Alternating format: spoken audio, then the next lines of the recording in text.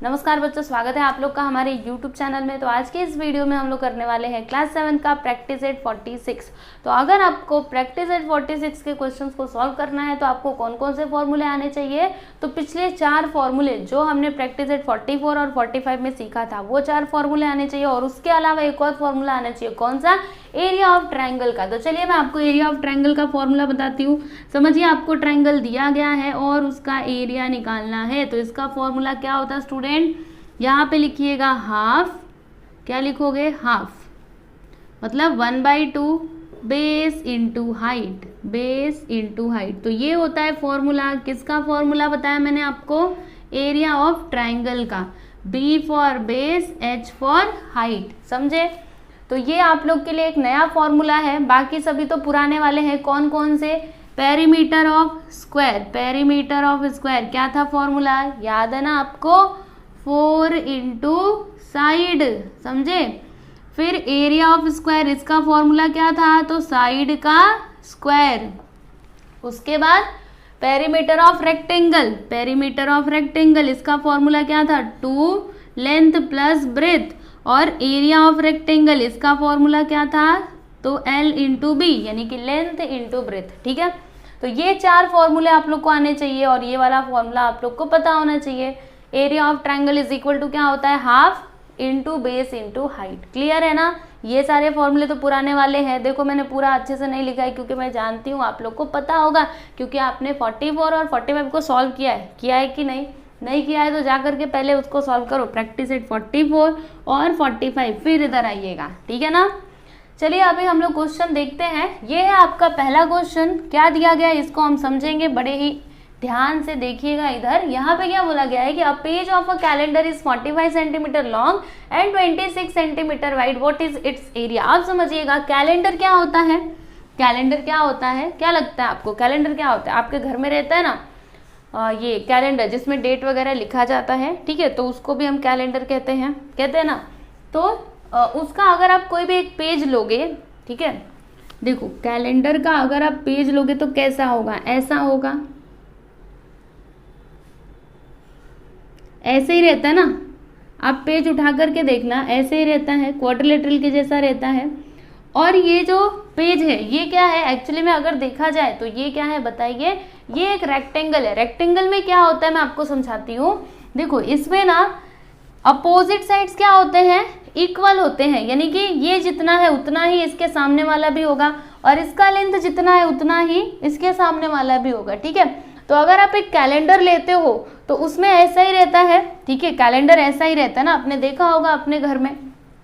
मतलब इधर जितना साइड रहता है, जितना इसका लेंथ है उतना ही इसका भी होगा। फिर ये और ये दोनों क्या होते हैं? बराबर होते हैं, यानी ये क्या हो गया? एक रेक्टेंगल हो गया।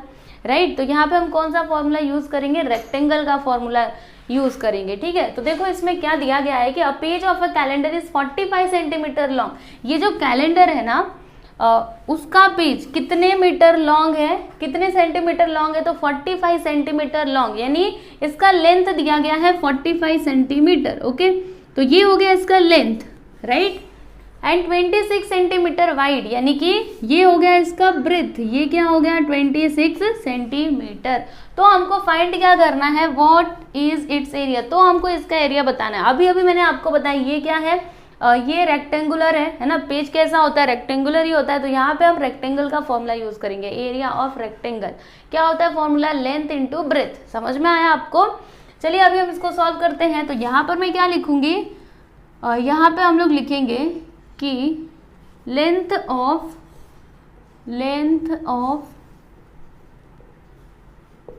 Page of calendar. ठीक है, page of calendar.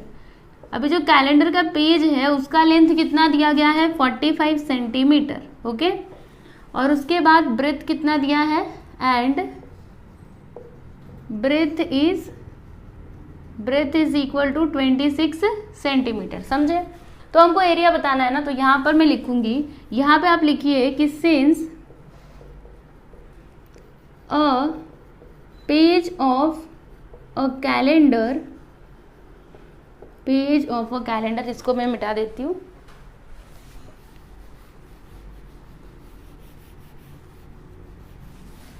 A page of a calendar is rectangular, rectangular कैसा होता है, कैलेंडर का पेज कैसा होता है बताइए, रेक्टेंगल के जैसा होता है। तो वही मैंने लिखा है कि since a page of a calendar is rectangular, है ना, वो कैसा होता है, रेक्टेंगुलर होता है। यानी हम यहाँ पे रेक्टेंगल का फॉर्मूला यूज करके इसका एरिया बता सकते हैं, है ना। तो अब लिखिए therefore area of page of calendar, ठीक है, क्या हो जाएगा, फॉर्मूला तो हमको पता ही है, लेंथ इनटू ब्रेथ। तो लेंथ कितना है, ये देखिए ये आपका L है, यहाँ पे ब्रैकेट में लिख दो, ये आपका L है और ये आपका B है, ठीक है, ये आपका L है 45 centimetre and it's your B 26 centimetre, ठीक है। तो यहाँ पे लिखा और लेंथ का वैल्यू कितना है, यहाँ पे देखिए 45, तो लिखते हैं हम 45 और ब्रेथ कितना है, यहाँ पे देखो 26। अभी दोनों को मल्टीप्लाई कर दो, आपको आपका आंसर मिल जाएगा। चलो मल्टीप्लाई करते हैं, 45 इंटू 26, 6 5 30 कैरी 3, 6 4 24 27, 2 5 10, 2 4 8 1 9 0 7, यहाँ पे 1170, ठीक है। तो यहाँ पर मैंने लिख दिया 1170 स्क्वायर सेंटीमीटर। ये क्या हो गया बता दीजिए, area of page of a calendar. Okay, तो क्या लिखेंगे हम यहाँ पे, देयरफॉर, लास्ट में इसका आंसर लिखेंगे, therefore area of a page of a calendar is 1170 square centimetre. Okay, समझ में आया ये क्वेश्चन, इजी था कि नहीं बताइए। बस आपको ये समझना था कि ये कैलेंडर मतलब होता क्या है। तो कैलेंडर कैसा होता है, रेक्टेंगुलर होता है, देखो मैंने यहाँ पे लिखा है, राइट। तो जो रेक्टेंगल का फॉर्मूला हम लोग एरिया निकालने के लिए यूज करते हैं, वही फॉर्मूला यूज करके हमने क्या किया, इस कैलेंडर के पेज का भी एरिया निकाल लिया। ओके, तो यहाँ पे आपका पहला क्वेश्चन कंप्लीट हुआ। अभी हम लोग सेकेंड क्वेश्चन देखेंगे जो काफी ईजी है।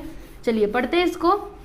यहाँ पे क्या बोला गया है कि what is the area of a triangle with base 4.8 centimetre and height is 3.6 centimetre. अब आपके मन में सवाल यही आ रहा होगा कि ये बेस और हाइट होता क्या है, तो समझाती हूँ, सुनो। ये आपका ट्राइंगल, ट्राइंगल तो पता है ना, जिसमें 3 साइड्स होते हैं उसको हम क्या कहते हैं, ट्राइंगल कहते हैं, ठीक है। तो ये जो साइड है ना, इसको हम क्या कहते हैं, ये जो नीचे वाला हिस्सा है ना, इसको हम क्या कहते हैं, स्टूडेंट बता दीजिए, इसको बेस कहते हैं, ठीक है। और हाइट क्या होता है, तो हाइट ये या फिर ये नहीं होता, हाइट मतलब वो सीधा आता है, एकदम परपेंडिकुलर इसके ऊपर आएगा, ठीक है। तो ये जो लाइन इसके ऊपर आया, ये बेस के ऊपर जो सीधी लाइन आती है ना, उसको हम क्या कहते हैं बताइए, हाइट कहते हैं, ठीक है। तो ये क्या हो गया, आपका हाइट हो गया, समझे, ये आपका हाइट, क्लियर है। ये हो गया बेस, ये हो गया हाइट। अब क्वेश्चन देखिएगा, यहाँ पे मैं लिखती हूँ सॉल्यूशन,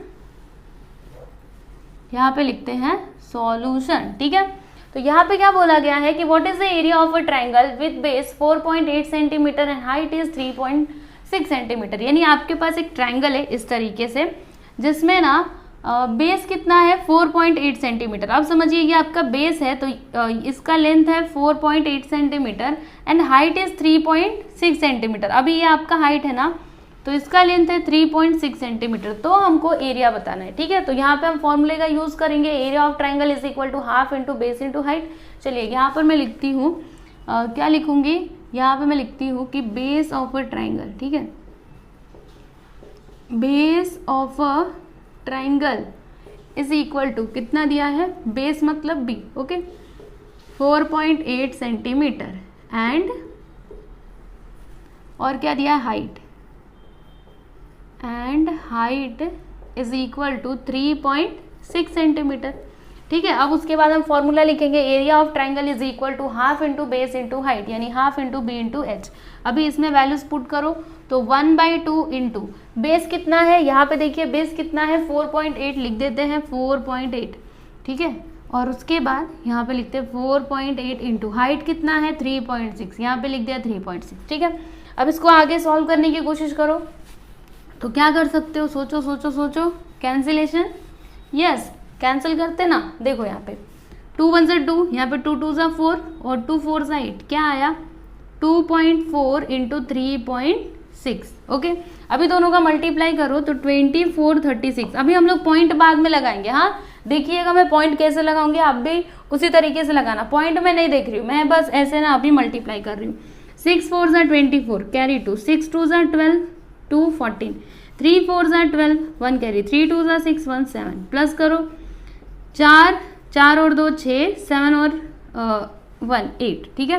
पॉइंट कहाँ पर लगाएंगे, तो यहाँ पर देखिएगा, इसमें एक नंबर के बाद पॉइंट है, पीछे से देखने का, आगे से नहीं, हाँ पीछे से, एक नंबर के बाद पॉइंट है, इधर भी एक नंबर के बाद पॉइंट है, तो कितने नंबर हुए, एक और एक 2, यानी 1 2 2 नंबर के बाद आप पॉइंट लगा दो, ठीक है। तो ये हो जाएगा आपका आंसर 8.64 स्क्वायर सेंटीमीटर। क्या लिखोगे, स्क्वायर सेंटीमीटर। ऐसा क्यों स्क्वायर सेंटीमीटर क्यों लिखा, क्योंकि मैंने आपको पिछले प्रैक्टिस सेट में बताया था ना कि जब भी एरिया आता है तो हमेशा हम लोग क्या लिखते हैं, स्क्वायर ही लिखते हैं, ठीक है। तो लिख देते हैं यहाँ पे, देयरफॉर एरिया ऑफ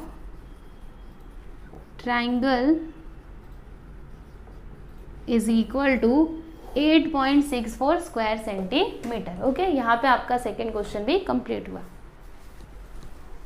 यहाँ पर देखिए, ये है आपका क्वेश्चन नंबर 3। तो चलिए इसको भी समझते हैं। तो इसमें क्या बोला जा रहा है कि what is the value of a rectangular plot of land 75.5 metre long and 30.5 metre broad at the rate of 1000 rupees per square metre. तो इसको आप समझिएगा, आपके पास ना एक रेक्टेंगुलर प्लॉट है इस तरीके से, ठीक है, रेक्टेंगल के जैसा आपके पास, रेक्टेंगुलर मतलब क्या, रेक्टेंगल के जैसा, ठीक है, उसी की तरह ये प्लॉट है जिसका लेंथ कितना है, वो कितने मीटर लॉन्ग है, तो इतने मीटर लॉन्ग है, यानी कि इसका लेंथ है 7.5 मीटर और उसका ब्रेथ कितना है, ब्रॉड मतलब उसकी चौड़ाई, ठीक है, यानी कि उसका ब्रेथ कितना है 30.5 मीटर। ओके, तो हमको क्या बताना है, इस प्लॉट का वैल्यू बताना है।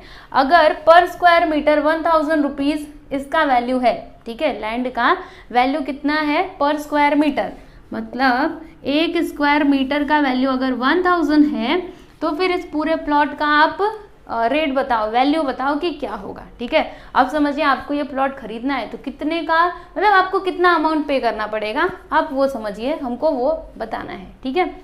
इट मीन्स हमको अमाउंट बताना है। तो चलो कैसे करना है मैं आपको समझाती हूँ। यहाँ पे लिखते हैं हम सॉल्यूशन,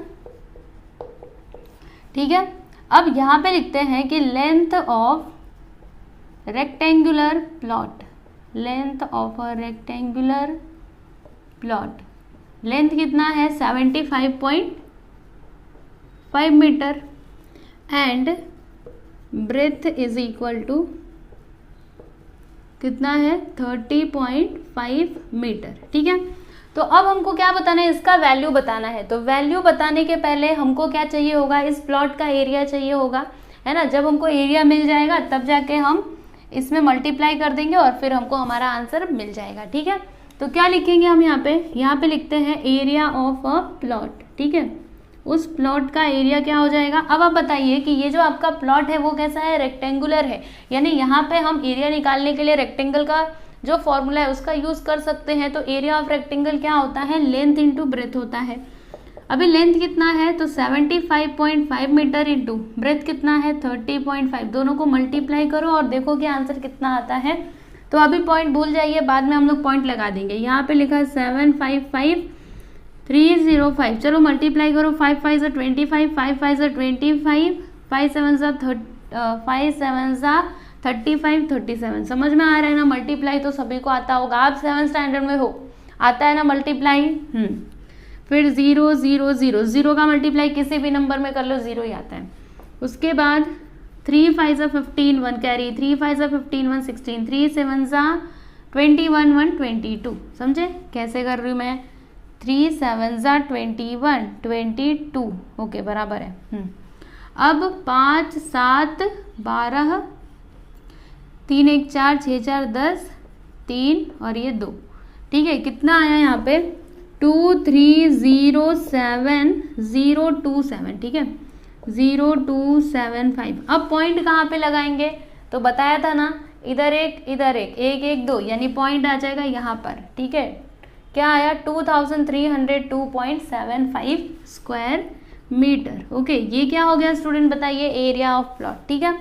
अब इसका वैल्यू हमको बताना है ना, तो वैल्यू के लिए क्या करेंगे, मल्टीप्लाई करेंगे, किससे 1000 से। क्यों, क्योंकि देखो पर स्क्वायर मीटर प्राइस कितना है, वैल्यू कितना है 1000 रुपीज। ओके, मतलब जैसे 1 स्क्वायर मीटर रहेगा ना, 1 स्क्वायर मीटर, तो उसका प्राइस होता है, उसका वैल्यू होता है 1000 रुपीज़।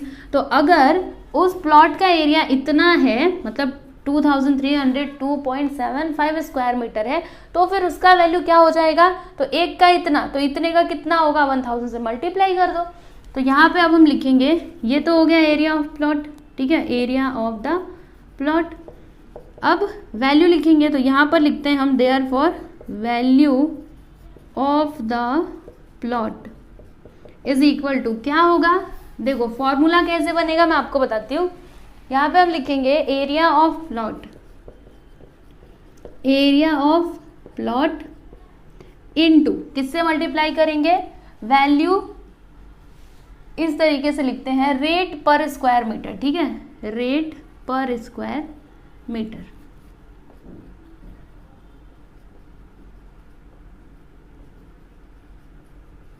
समझे। अब एरिया ऑफ प्लॉट कितना आया है, 2302.75 इंटू रेट पर स्क्वायर मीटर कितना है, 1000। चलिए मल्टीप्लाई करिए। अब मल्टीप्लाई करेंगे तो आंसर क्या मिलेगा, सुनो ध्यान से। ये 1 के बाद कितना जीरो है, तो 3 जीरो है ना, तो ये पूरा नंबर लिख दो जैसा का तैसा, पॉइंट अभी मत लगाना, 1 2 3, ठीक है, 3 जीरो है तो 3 जीरो यहाँ पे लगा दिया। अब इधर से देखो कितने नंबर के बाद पॉइंट है, पीछे से काउंट करो 2, तो यहाँ पे 1 2, यानी यहाँ पे आ जाएगा पॉइंट, ठीक है।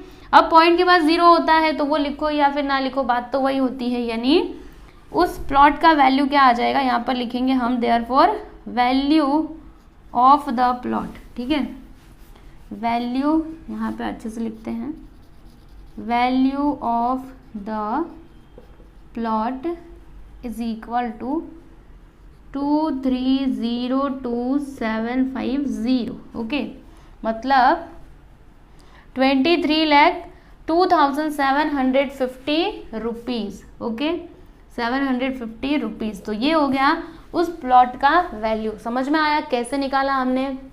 तो अब आपके एग्जाम में ऐसे टाइप के क्वेश्चंस आएंगे तो आप सॉल्व कर पाओगे कि नहीं कर पाओगे ना। क्या करना है, एरिया निकालो और फिर मल्टीप्लाई कर दो, समझे। तो ये है आपका सॉल्यूशन। चलिए आप इसको लिखिए, उसके बाद हम आगे चलते हैं। अब हम लोग देखेंगे क्वेश्चन नंबर 4। तो यहाँ पर देखिएगा क्या बोला जा रहा है कि a rectangular hall is 12 metre long and 6 metre broad. Hall कैसा है बताइए, रेक्टेंगुलर है, यानी कि रेक्टेंगल के जैसा है इस तरीके से। तो ये लीजिए हमने हॉल ड्रॉ कर दिया है, जिसकी लंबाई है 12 मीटर और जिसकी चौड़ाई है 6 मीटर, ठीक है, समझे। अब इस हॉल में क्या की जा रही है ना, फ्लोरिंग की जा रही है, फ्लोरिंग, ठीक है। देखो यहाँ पे क्या लिखा है, its flooring is to be made of square tiles of side 30 centimetre. अब ये फ्लोरिंग क्या होता है, तो फर्श, ओके, जो फर्श किया जाता है वो, ओके। तो इसमें क्या लगाया जा रहा है, टाइल्स लगाई जा रही है स्क्वायर शेप की। स्क्वायर आपको पता है ना, इस तरीके से, ठीक है। तो ऐसी टाइल्स इस हॉल में लगाई जा रही हैं, जिनके साइड का लेंथ कितना है, तो 30 सेंटीमीटर, समझे। क्वेश्चन समझ में आ रहा है ना। अब आगे देखिएगा, how many tiles will fit in the entire hall. तो अगर 30 सेंटीमीटर लेंथ है साइड का, तो फिर हमको कितने टाइल्स की जरूरत पड़ेगी, मतलब कितने टाइल्स इस हॉल में फिट होंगे वो हमें बताना है, ठीक है। तो कैसे बताएंगे मैं आपको समझाती हूँ। और आगे क्या क्वेश्चन है, अगर देखो यहाँ पे 30 सेंटीमीटर साइड का लेंथ दिया है ना उस टाइल्स का, तो अगर 15 सेंटीमीटर, मतलब 15 सेंटीमीटर के साइड वाले हम टाइल्स का यूज़ करते हैं, तो फिर हमको कितने टाइल्स की ज़रूरत पड़ेगी। मतलब इसी में ना आपसे 2 सवाल पूछे गए, तो पहले हम ये वाले का जवाब देते हैं, उसके बाद हम ये वाला देखेंगे, ठीक है। तो जैसे हम इसको करेंगे उसी तरीके से इसे भी तो करना रहेगा। तो सबसे पहले क्या करोगे, यहाँ पे लिखते हैं, देखो length of tile, length of hall, ठीक है। हॉल का लेंथ कितना है, लेंथ ऑफ द हॉल, यहाँ पे द लिख दीजिए।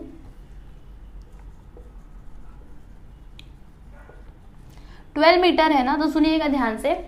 आगे क्या है, 30 सेंटीमीटर, यहाँ पे भी सेंटीमीटर का यूज़ किया गया, यहाँ पे मीटर आ गया है। तो हम क्या करेंगे, ये मीटर को सेंटीमीटर में कन्वर्ट करेंगे, क्योंकि देखो यूनिट्स ना सेम होने चाहिए।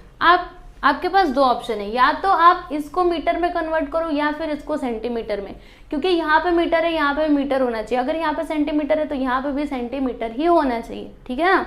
तो क्या करेंगे बताइए, इसी को हम सेंटीमीटर में कन्वर्ट कर देते हैं। अब आप एक बात जानते हो, क्या जानते हो कि 1 मीटर, यहाँ पे लिखते हैं since 1 metre is equal to क्या होता है बताइए, 100 सेंटीमीटर। आपने पहले ये सीखा हुआ है 5th स्टैंडर्ड में।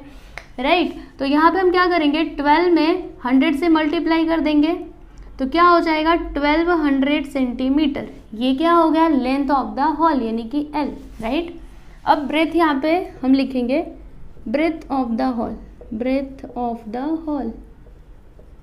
हॉल का ब्रेथ कितना है 6 मीटर है, तो इसको भी हम सेंटीमीटर में कन्वर्ट करेंगे तो 100 से मल्टीप्लाई कर देंगे। Why, since 1 metre is equal to क्या होता है 100 सेंटीमीटर, इसलिए हम 100 से मल्टीप्लाई कर रहे हैं। तो अब यहाँ पे ब्रेथ क्या आ जाएगा 600 सेंटीमीटर। क्लियर है। अब क्या करोगे, तो एरिया निकालेंगे हॉल का, तो यहाँ पर लिखते हैं एरिया ऑफ द हॉल। अब हॉल कैसा है, रेक्टेंगुलर है, यानी हम रेक्टेंगल का यहाँ पे फॉर्मूला यूज कर सकते हैं। तो एरिया ऑफ रेक्टेंगल क्या होता है, लेंथ इंटू ब्रेथ। अब लेंथ कितना है 1200, ब्रेथ कितना है 600, ठीक है, क्या है 600। तो एक काम करो, आप ना इसको ऐसे ही रहने दो, इसको आगे मत सॉल्व करो। क्यों, क्योंकि अभी हमको ना देखो, अभी हमें क्या करना पड़ेगा, इसे लेकर के सॉल्व करना पड़ेगा। तो अगर आप ऐसे ही रहने दोगे तो अच्छी बात रहेगी, ठीक है, आपको सॉल्व करने में आसानी होगी, इसलिए ऐसे ही रहने दो। क्लियर है ना, समझ आया। यहाँ पे लिख दीजिए स्क्वायर सेंटीमीटर। ये क्या हो गया, एरिया ऑफ द हॉल। अब यहाँ पे दो केसेस है। पहले केस में क्या बोला जा रहा है कि हम कौन से टाइल्स का यूज कर रहे हैं, तो 30 सेंटीमीटर के साइड वाले टाइल्स का हम यूज कर रहे हैं, राइट। तो यहाँ पर मैं क्या लिखूंगी, यहाँ पे लिखती हूँ length of the side, okay, length of the side of a tile, ठीक है। जो टाइल लगाई जा रही है उनके साइड का लेंथ कितना है, तो 30 सेंटीमीटर है, राइट, 30 सेंटीमीटर दिया गया है। ओके, समझ में आया। तो देखो, अगर 30 सेंटीमीटर वाली टाइल्स इसमें लगाई जा रही हैं तो फिर हमको कितने टाइल्स की ज़रूरत पड़ेगी, वो हम कैसे निकालेंगे। तो देखो, ये जो एरिया है ना, एरिया ऑफ द हॉल, ये न्यूमरेटर में आ जाएगा और area of the square tile ये आ जाएगा डिनोमिनेटर में, मतलब डिवाइड कर देंगे, ठीक है। तो देखो यहाँ पे मैं क्या लिखूंगी, नंबर ऑफ टाइल्स रिक्वायर्ड, ठीक है। हमको कितने टाइल्स की ज़रूरत पड़ेगी, तो सुनो ध्यान से, ऊपर क्या लिखोगे, एरिया ऑफ द हॉल, और नीचे क्या लिखोगे, एरिया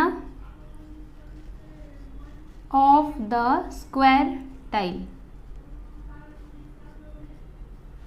अब एरिया ऑफ द हॉल, तो हॉल का एरिया ये देखो कहाँ पे आया था ना, ये देखो ये, तो लिख दीजिए यहाँ पे 1200 into 600। Area of the square tile, वो जो टाइल है उसका शेप कैसा है, स्क्वायर, ठीक है। तो एरिया ऑफ स्क्वायर क्या होता है, साइड का स्क्वायर। तो यहाँ पर हो जाएगा साइड का स्क्वायर। अभी साइड का लेंथ कितना है 30 सेंटीमीटर, तो यहाँ पे क्या आएगा 30 का स्क्वायर, क्या आएगा स्टूडेंट 30 का स्क्वायर। अभी 30 का स्क्वायर मतलब क्या, 30 इंटू 30, राइट। अब इसको सॉल्व करिए तो देखो 0 से 0 कट गया, 0 से 0 कट गया, ठीक है। यहाँ पे देखिएगा 3 1 सा 3, 3 2 सा 6, उसके बाद 3 1 सा 3, 3 4 सा 12, यहाँ पे आ गया 400। अभी 400 इंटू 2 करेंगे तो क्या आ जाएगा 800। मतलब जब हम इतने सेंटीमीटर वाले टाइल्स का यूज करेंगे तो हमको कितने टाइल्स की जरूरत पड़ेगी, तो 800 टाइल्स की जरूरत पड़ेगी। तो क्या लिखेंगे हम यहाँ पे, लिखेंगे हम therefore number of tiles required कितना आ जाएगा 800, ठीक है। तो ये हो गया आपका फाइनल आंसर। ये किस केस में था, इस केस में था, ठीक है। अभी दूसरा क्या था कि अगर हम इतने सेंटीमीटर के साइड वाले टाइल्स का यूज़ करते तो हमको कितने टाइल्स की ज़रूरत पड़ेगी इस हॉल में फ्लोरिंग करने के लिए। इस तरीके से, इसी तरीके से तो टाइल्स लगाएंगे ना, ऐसे ही लगाया जाता है। तो क्या लिखेंगे हम यहाँ पे, अभी दूसरा नंबर डाल के लिखेंगे। यहाँ पे लिखते हैं length of the side of a tile, ठीक है। तो लेंथ कितना है 15 सेंटीमीटर, तो हमको कितने टाइल्स की ज़रूरत पड़ेगी, यहाँ पे लिखते हैं नंबर ऑफ टाइल्स रिक्वायर्ड। तो फॉर्मूला तो सेम रहेगा, कौन सा, यहाँ पे जो लिखा था, क्या लिखेंगे, area of the hall upon में क्या आएगा, एरिया ऑफ स्क्वायर टाइल, ठीक है। तो हॉल का एरिया कितना आया था, ये देखो 1200 इंटू 600, और स्क्वायर टाइल का एरिया क्या हो जाएगा, तो देखो स्क्वायर टाइल का लेंथ कितना है, मतलब साइड का लेंथ 15 है, तो 15 का स्क्वायर, क्योंकि देखो एरिया ऑफ स्क्वायर क्या होता है, साइड का स्क्वायर है ना, तो यहाँ पे साइड का लेंथ कितना है 15, तो 15 का स्क्वायर मतलब क्या 15 इंटू 15। अब इसको सॉल्व करो, मतलब कैंसिल करो, तो कितने बार में जाएगा, 5 से कैंसिल करते हैं, 5 3 सा 15, यहाँ पे 5 1 सा 5 में से 1 बचेगा, 5 2 सा 10, 120 आ गया, ठीक है। फिर से इसको 3 से कैंसिल करते हैं, 3 1 सा 3, 3 4 सा 12, यहाँ पे आ गया 40, ठीक है। अब यहाँ पे 15 है, यहाँ पे 40 है, तो हम लोग कैसे कर सकते हैं, सोचिए सोचिए सोचिए। चलो पहले मैं इसको लिख देती हूँ, यहाँ पे आ गया 1200 इंटू 40 अपॉन 15, ठीक है। अब इसको कैंसिल करने की कोशिश करो तो किससे हो सकता है, 5 से करते हैं, 5 3 सा 15, यहाँ पे 5 2 सा 10, 5 4 सा 20, 240 आ गया। फिर से इसको 3 से कैंसिल करते हैं, तो 3 1 सा 3 और 3 8 सा 24, यहाँ पे आ गया 80 इंटू 40, ठीक है। क्या आया, 80 इंटू 40, दोनों का मल्टीप्लाई कर दो, आपको आंसर मिल जाएगा, ठीक है। तो 8 4 से क्या होता है 32, यानी कि यहाँ पे क्या आएगा, देखो 8 4 से 32, 2 0 यहाँ पे आ जाएगा, 3200, मतलब हमको कितने टाइल्स की जरूरत पड़ेगी, तो 3200 टाइल्स की जरूरत पड़ेगी। तो यहाँ पे लिख देते हैं therefore number of tiles required is equal to, क्या लिखोगे 3200, ओके। तो इस तरीके से हमने क्वेश्चन नंबर 4 को भी कंप्लीट कर लिया। ये देखिए, ये है आपका आंसर। इस केस में इतने टाइल्स की जरूरत पड़ेगी, और अगर हम ये वाली टाइल्स का यूज करेंगे तो हमको इतने टाइल्स की जरूरत पड़ेगी। अब हम लोग क्वेश्चन नंबर 5 देखेंगे। तो इसमें देखिए क्या बोला जा रहा है कि find the perimeter and area of a garden with measures as shown in the figure alongside. देखो बच्चों, यहाँ पे आपको ये फिगर दिया गया है, राइट, मतलब आप समझिए ना कि ये एक गार्डन है, क्या है, एक गार्डन है। तो इसका पेरीमीटर बताना है हमको और एरिया भी बताना है, पेरीमीटर भी बताना है, एरिया भी बताना है, ठीक है। तो पेरीमीटर मतलब क्या होता है, जो इसके ये सभी किनारे हैं ना, मतलब ये साइड, ठीक है, सभी का एडिशन क्या होता है, पेरीमीटर होता है, राइट। अब इसमें क्या दिया गया है वो आप समझिएगा। देखो हर एक साइड का लेंथ क्या है, इक्वल है। हमको कैसे समझ में आई, क्योंकि यहाँ पे देखो हर जगह एक ही साइन है। देखो इस तरीके से ये साइन क्या बता रहा है कि सबके सब साइड्स कितने मीटर के हैं, तो 13 मीटर के हैं, ठीक है। तो इसका पेरीमीटर तो हम बड़े ही आसान तरीके से बता सकते हैं। कितने साइड से काउंट कीजिए इस गार्डन में, 1 2 3 4 5 6 7 8 9 10 11 12 साइड से, ओके। तो यहाँ पर मैं क्या लिखूंगी, यहाँ पे लिखूंगी कि the boundary of the garden is made of 12 sides, है ना, 12 साइड से बना हुआ है, and each of length 13 metre. यानी ये जो आपका गार्डन है इसकी बाउंड्री, ठीक है, किससे बनी हुई है, तो 12 साइड से बनी हुई है, और हर एक का लेंथ कितना है, तो 13 मीटर है। इसीलिए पेरीमीटर इसका क्या हो जाएगा, देखिए बड़ा ही सिंपल है, यहाँ पर लिखिए therefore perimeter of the garden, ठीक है, of the garden is equal to क्या होगा, देखिए कितने साइड्स हैं, तो 12 साइड्स हैं, और हर एक का लेंथ कितना है, 13 मीटर। तो दोनों को मल्टीप्लाई कर दीजिए, आपको मिल जाएगा पेरीमीटर ऑफ द गार्डन। तो मल्टीप्लाई करेंगे तो आंसर कितना आएगा, 12 और 13, 2 3 सा 6, 2 1 सा 2, 1 3 सा 3, 1 6 5 1, क्या आया 156 मीटर, ओके। तो ये क्या है बता दीजिए, पेरीमीटर ऑफ द गार्डन। अब हमको क्या बताना है, पेरीमीटर तो हमने बता दिया, अब हमको एरिया बताना है।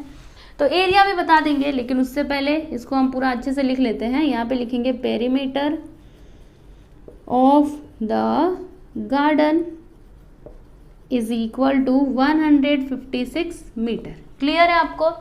अब उसके बाद यहाँ पे अगर आप देखोगे तो ये आपका फिगर है, मतलब ये आपका गार्डन है।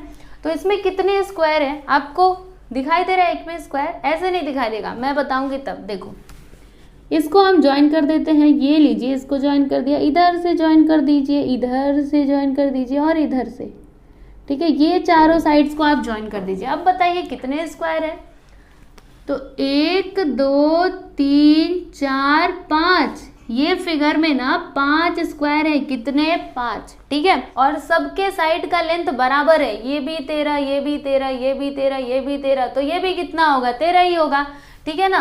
तो यहाँ पर हम क्या लिखेंगे कि there are 5 squares in given figure, ठीक है, गिवन फिगर में कितने स्क्वायर्स है 5 स्क्वायर है, right. So therefore area of the garden क्या होगा, मैं आपको बताती हूँ, सुनो, एरिया ऑफ द गार्डन, उस गार्डन का एरिया क्या हो जाएगा, कितने स्क्वायर है बताइए, 5 स्क्वायर है, ठीक है, और हर एक का शेप क्या है बताइए, स्क्वायर शेप के हैं। तो यहाँ पर क्या लिखेंगे हम, यहाँ पे लिख देंगे एरिया ऑफ ईच स्क्वायर, ठीक है, हर एक स्क्वायर का एरिया क्या हो जाएगा, सुनो, 5 आपके स्क्वायर है, और एरिया ऑफ स्क्वायर का फॉर्मूला क्या होता है, साइड का स्क्वायर, राइट, है कि नहीं, यही होता है ना।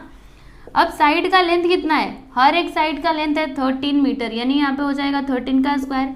अब 5 इंटू 13 का स्क्वायर 169, मल्टीप्लाई कर दो, आंसर मिल जाएगा 5 9 ज़ा 45, कैरी 4, 5 6 ज़ा 30, 34, 5 1 ज़ा 5 3, 845 स्क्वायर मीटर, ये क्या आ गया बता दीजिए, एरिया ऑफ द गार्डन, मतलब ये जो गार्डन है ना इसका एरिया कितना होगा, तो 845 स्क्वायर मीटर। ओके, हमने क्या किया, एक स्क्वायर का एरिया निकाला और उसको 5 से डिवाइड कर दिया, क्योंकि सबके सब बराबर है, इसका एरिया जितना होगा उतना इसका भी होगा, इतना इसका भी, उतना इसका भी, और उतना ही इसका भी होगा, ठीक है ना। तो हमने साथ मतलब एक ही बार में निकाल लिया, नहीं तो बार बार हमको एक एक का निकालना पड़ता, उससे अच्छा है एक ही बार में कर दो, है ना। तो लास्ट में हम आंसर क्या लिखेंगे, ये क्या हो गया बताइए, area of the garden, garden का ये एरिया हो गया। अभी लास्ट में आप आंसर कैसे लिखोगे, चलो मैं आपको समझाती हूँ। यहाँ पे लिखिएगा देयरफॉर पेरीमीटर